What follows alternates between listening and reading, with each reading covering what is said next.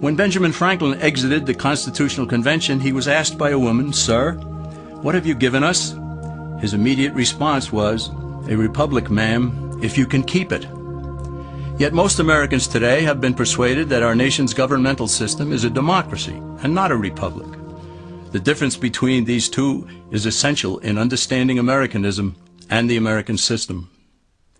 Before we discuss political systems, however, it's helpful to address the confusion that has been spread about the political spectrum.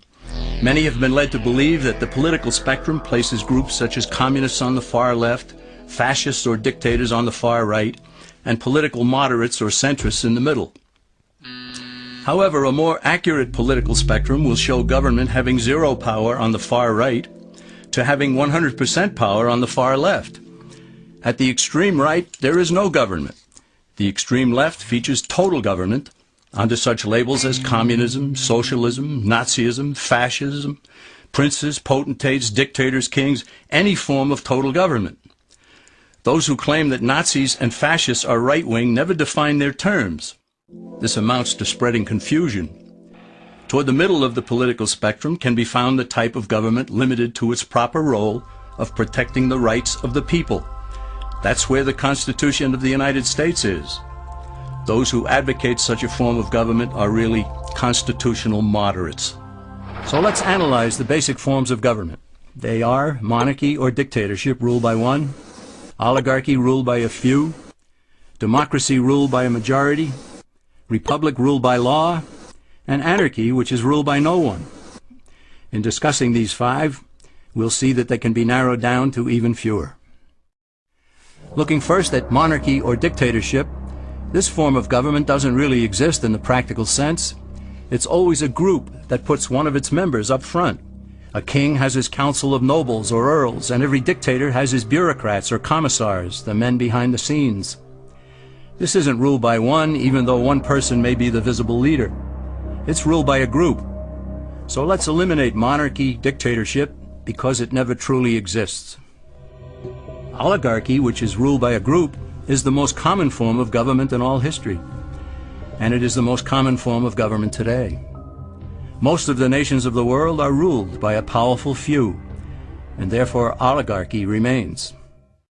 At the other end, we find anarchy, which means without government.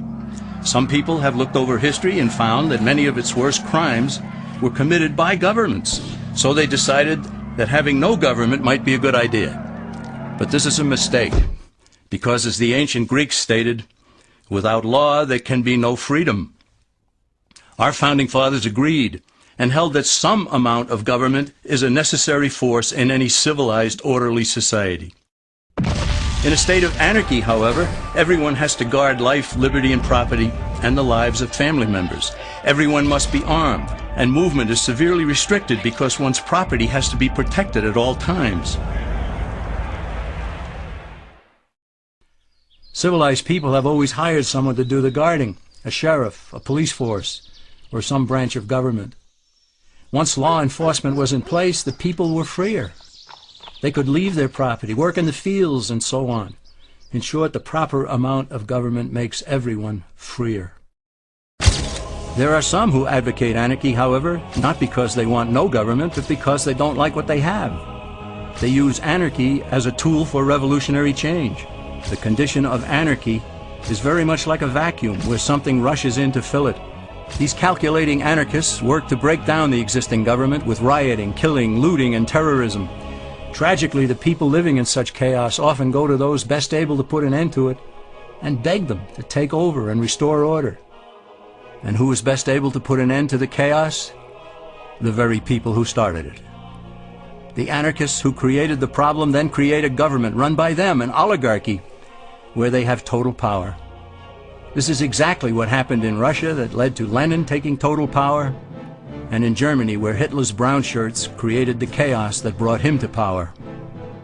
But anarchy isn't a stable form of government. It's a quick transition from something that exists to something desired by the power-hungry. It's a temporary condition, and because it isn't permanent, we eliminate it as well. The word democracy comes from two Greek words, demos, meaning people, and kratein, meaning to rule. Democracy, therefore, means the rule of the people, majority rule.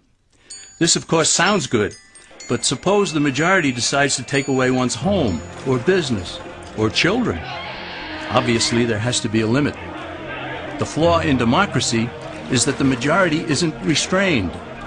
If more than half the people can be persuaded to want something in a democracy, they rule. What about republic? Well, that comes from the Latin, res meaning thing, and publica meaning public. It means the public thing, the law. A true republic is one where the government is limited by law, leaving the people alone. America's founders had a clean slate to write on. They could have set up an oligarchy. In fact, there were some who wanted George Washington to be their king. But the founding fathers knew history, and they chose to give us the rule of law in a republic, not the rule of a majority in a democracy. Why? Let's demonstrate the difference in the setting of the Old West. Consider a lynch mob in a democracy. 35 horseback riders chase one lone gunman. They catch him, and they vote 35-1 to hang him. Democracy has triumphed, and there's one less gunman to contend with. Now consider the same scenario in a republic. The 35 horseback riders catch the gunman and vote 35-1 to hang him. But the sheriff arrives, and he says, "You can't kill him. He's got his right to a fair trial." So they take the gunman back to town. A jury of his peers is selected, and they hear the evidence and the defense, and they decide if he shall hang. Does the jury even decide by majority rule? No, it has to be unanimous, or he goes free. The rights of the government aren't subject to majority rule, but to the law. This is the essence of a republic.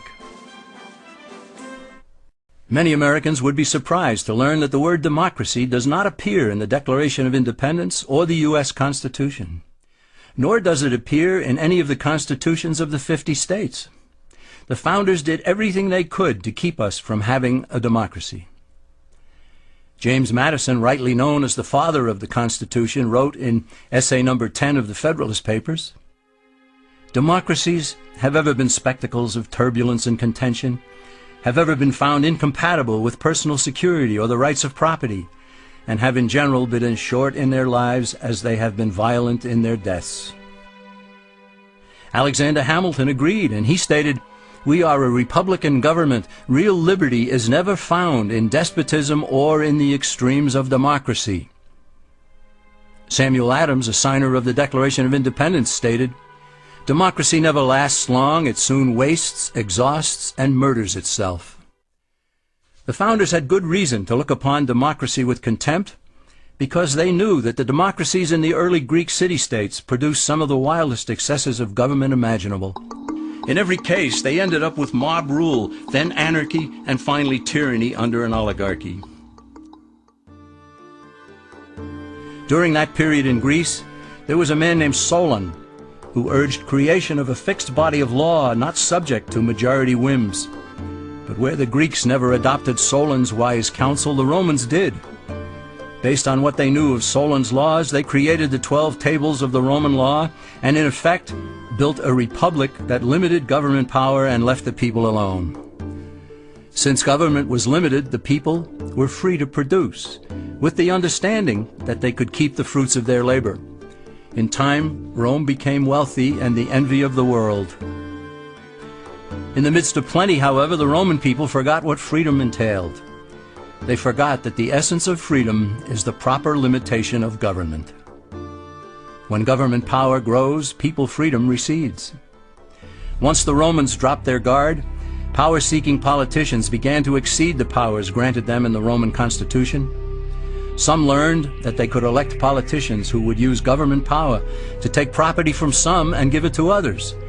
Agriculture subsidies were introduced, followed by housing and welfare programs. Inevitably, taxes rose and controls over the private sector were imposed. Soon, a number of Rome's producers could no longer make ends meet, and they went on the dole. Productivity declined, shortages developed, and mobs began roaming the streets, demanding bread and circuses from the government. Many were induced to trade freedom for security. Eventually, the whole system came crashing down. They went from a republic to a democracy, and ended up with an oligarchy under a progression of the Caesars.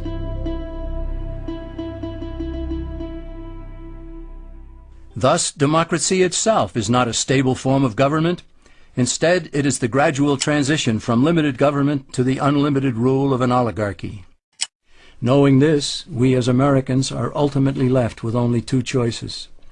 We can keep our republic, as Franklin put it, or we will inevitably end up with an oligarchy, a tyranny of the elite.